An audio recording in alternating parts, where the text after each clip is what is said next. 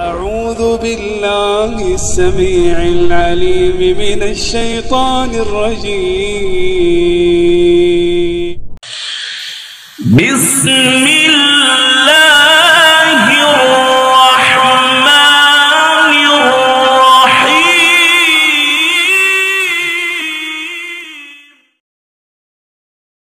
السلام عليكم ورحمة الله وبركاته.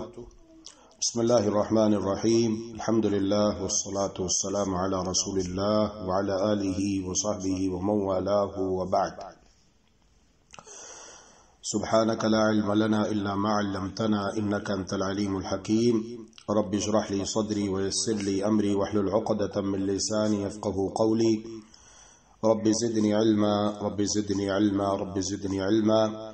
اللهم إنا نسألك علما نافعا ورزقا طيبا وعملا متقبلا. اللهم انفعنا بما علمتنا وعلمنا ما ينفعنا وزدنا علما. اللهم آمين برحمتك يا أرحم الراحمين. احباب گرامی قدر، ہمارا آج کا سبق ہے ما معنی العبد. یہ بات واضح ہوئی کہ اللہ تبارک و تعالی نے انسانوں اور جنوں کو اپنی عبادت کے لیے پیدا کیا. اب آئیے سمجھتے ہیں کہ عبد کا معنی کیا ہے. عبد کا معنی کیا ہے؟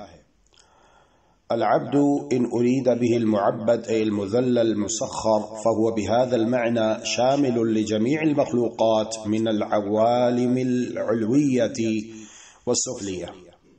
من العوالم العلوية والسفلية من عاقل وغيره ورطب ويابس ومتحرك وساكن وظاهر وكامن ومؤمن وكافر وبر وفاجر وغير ذلك.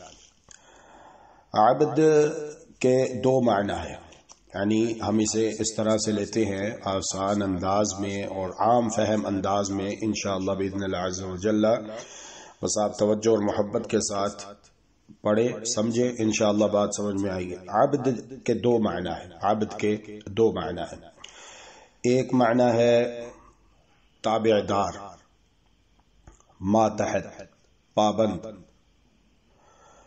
تو اس اعتبار سے فهو بهذا المعنى شامل لجميع المخلوقات من العوالم العلوية والسفلية. تو اس اعتبار سے عالم بالا اور عالم زینی یعنی آسمانوں کی مخلوقات اور زمینوں کی تمام مخلوقات اس میں داخل ہیں. جمیع مخلوقات اس میں داخل ہیں اس معنی کے اعتبار سے. عبد کا پہلا معنی کیا ہے؟ عبد کا پہلا معنی ہے تابعدار، ماتحت اور پابند. تو اس اعتبار سے آسمانوں کی جمیع مخلوقات اور زمینوں کی جمیع مخلوقات، تمام مخلوقات وہ اس معنی میں داخل ہیں، شامل ہیں. من عاقل وغیرہ، خواہ وہ عاقل ہو یا غیر عاقل ہو. ورطب ویابس، خشک ہو یا تر ہو، یعنی صحرائی مخلوق ہو یا سمندر کی مخلوق ہو، پانی میں رہنے والی مخلوقات ہوں، یہ سب اس میں داخل ہیں، شامل ہیں. ومتحرک وساکن، متحرک ہوں یا ساکن ہوں. وظاہر وکامن، ظاہر ہوں یا پوشیدہ ہوں.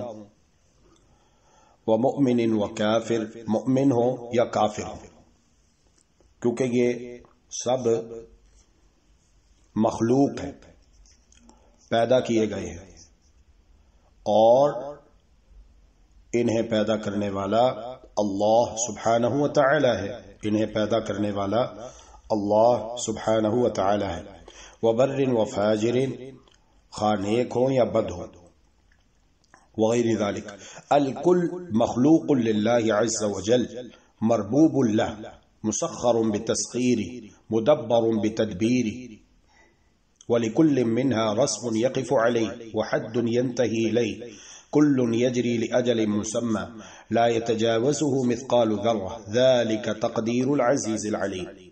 یہ سب کے سب اللہ سبحانہ و تعالی کی مخلوق ہے، اللہ کے بندے ہیں، اس اعتبار سے کہ یہ سب کے سب کس کے تابع دار ہیں؟ اللہ سبحانہ و تعالی کے. اللہ عز و جل کے ماتحت ہیں، اللہ عز و جل کے پابند ہیں، اور ان تمام مخلوقات کا خالق و مالک کون ہے؟ اللہ سبحانہ و تعالی۔ تو یہ سب اللہ سبحانہ و تعالی کی مخلوق ہے، اس کے بندے ہیں، اللہ سبحانہ و تعالی کے نظام کے تابع ہیں،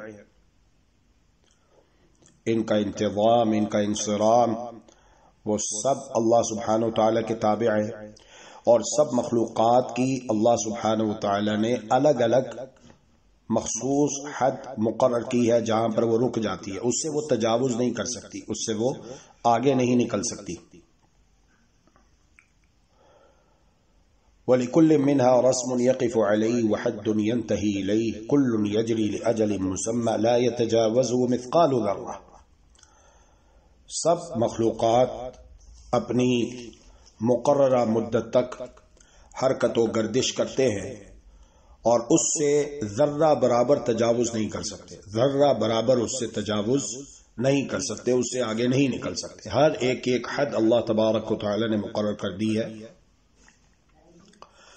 ذالک تقدیر العزیز العلیم، یہی اللہ عزیز و علیم کا فیصلہ ہے، یہی اللہ عزیز و علیم کا فیصلہ ہے۔ العزیز غالب، العلیم خوب علم رکھنے والا۔ وتدبیر العدل الحکیم، اور عادل حکیم کا انتظام اور تدبیر ہے۔ یہ سورہ یاسین کی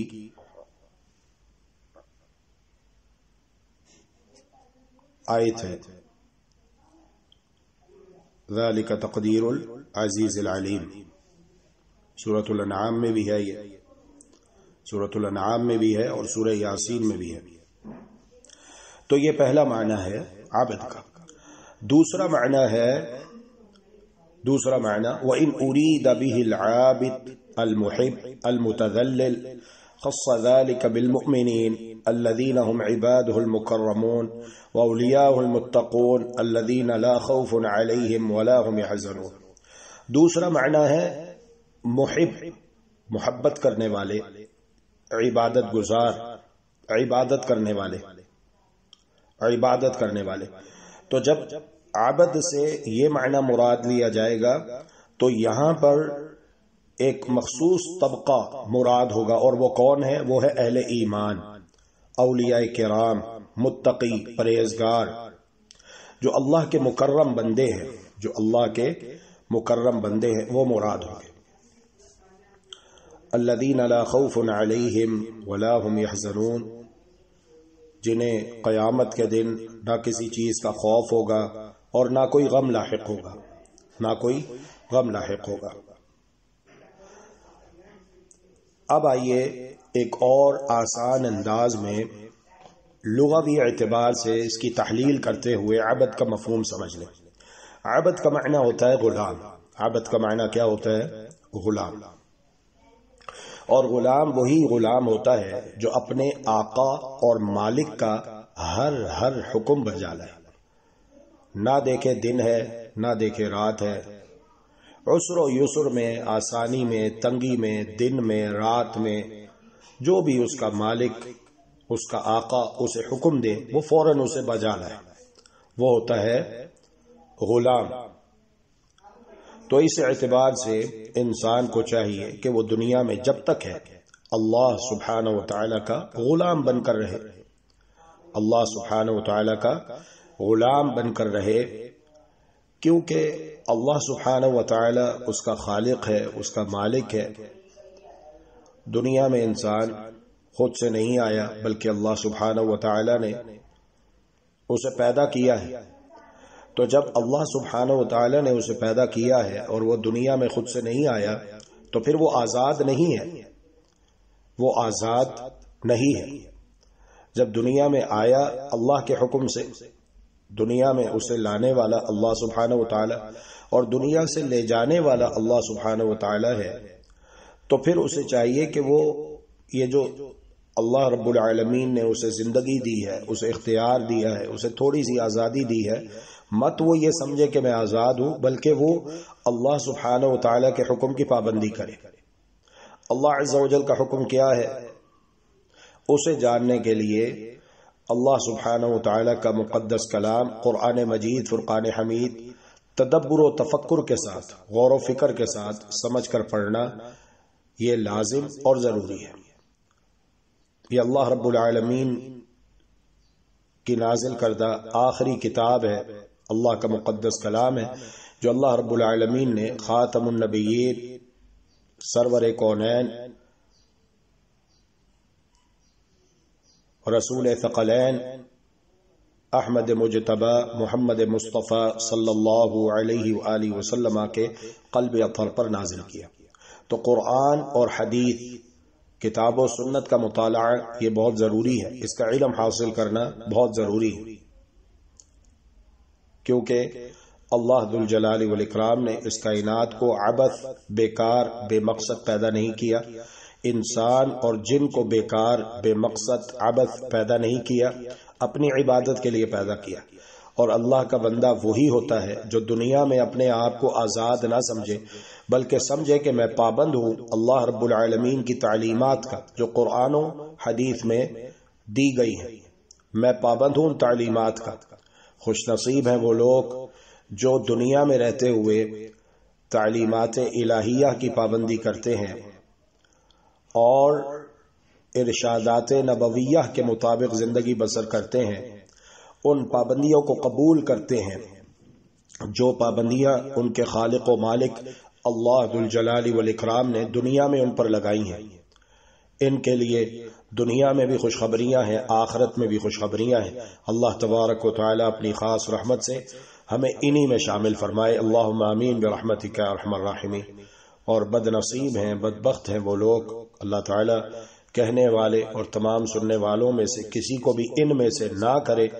بد نصیب ہیں، بدبخت ہیں وہ لوگ جو دنیا میں رہتے ہوئے آزادانہ زندگی گزارتے ہیں اور ان تعلیمات کی پیروی نہیں کرتے جو تعلیمات انہیں ان کے خالق و مالک اللہ ذوالجلال والاکرام نے دی، جو تعلیمات خاتم النبیین سید المرسلین جناب محمد الرسول اللہ صلی اللہ علیہ وآلہ وسلم نے بیان کی۔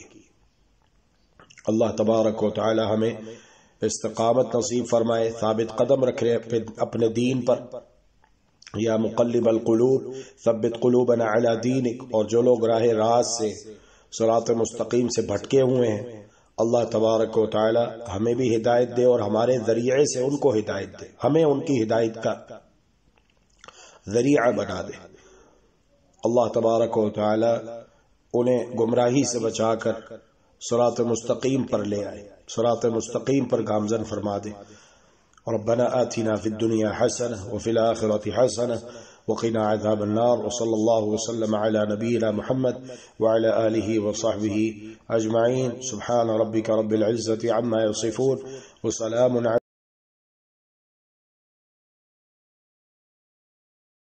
اللهم إنك عفو تحب العفو فاعف عنا، اللهم إنك عفو تحب العفو فاعف عنا، إلهنا فاعف عنا، فاعف عنا يا كريم۔